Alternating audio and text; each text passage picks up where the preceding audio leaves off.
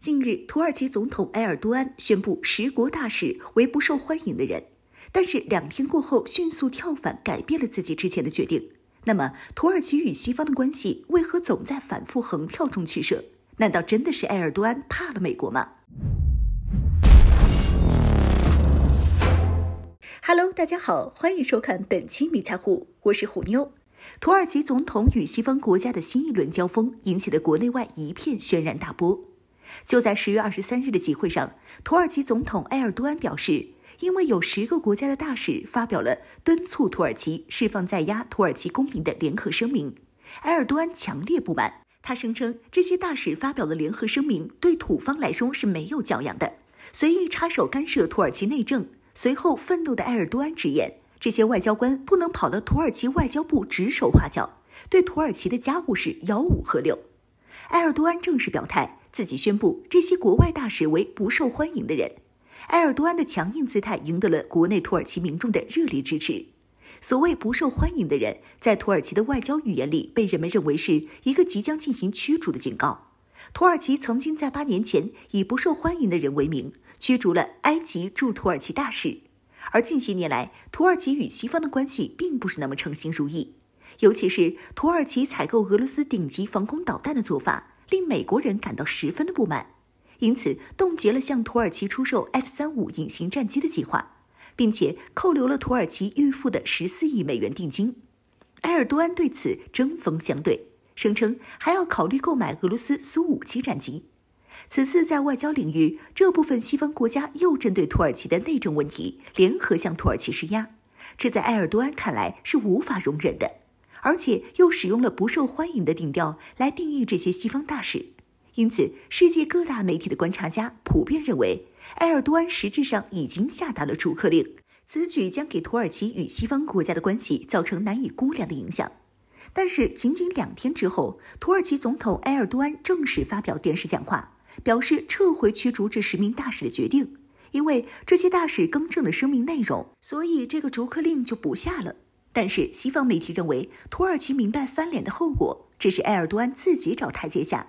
言外之意就是埃尔多安让步了。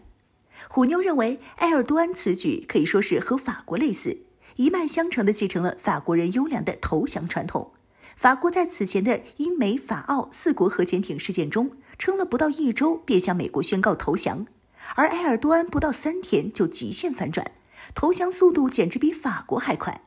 因此，有朋友不禁提出疑问：为什么埃尔多安如此反复横跳？这是为了什么呢？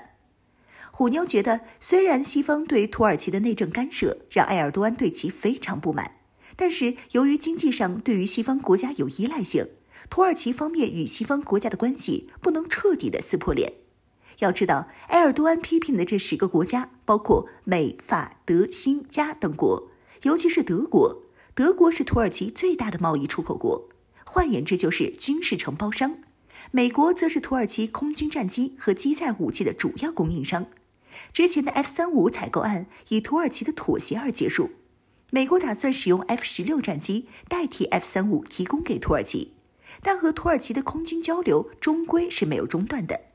由此可以看出，一旦驱逐这些国家的大使，则是引火烧身，肯定会在经济上和军事上对土耳其造成一定的打击。这样下来，等于是杀敌800，自损1000。这笔账，精明的埃尔多安自然是心里有底的。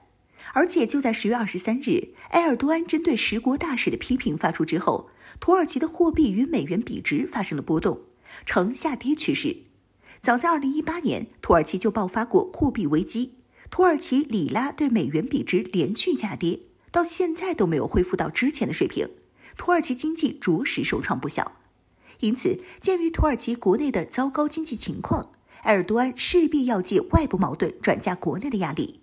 在2019年，埃尔多安就匆匆忙忙动员土耳其部队前往叙利亚干涉中东局势，成功地获得了国内民众的强力支持。因此，现在也是一样，土耳其被西方10个国家大使联合施压，他作为国家最高领导人，肯定会摆出强硬的姿态予以应对，借以获取民众的支持，但是又不能真的驱逐大使，不然也得不偿失。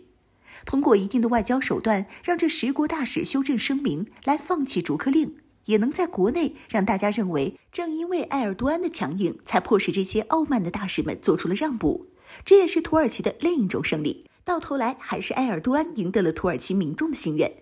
说到这儿，我们就能理解为什么土方的态度转变得如此之快了。至于真和西方翻脸这事儿，这显然是埃尔多安承受不起的代价。